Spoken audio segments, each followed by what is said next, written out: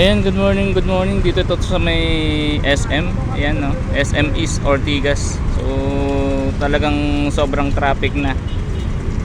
Hindi makadaan yung mga sasakyan. Stranded. Siguro, kasi ang nakakadaan pa lang dati, yung mga bus. Kaya lang dumami na yung mga light vehicle. Kaya napuno na yung kalsada. Ayan. Sobrang traffic na hanggang doon sa may junction, punong-puno.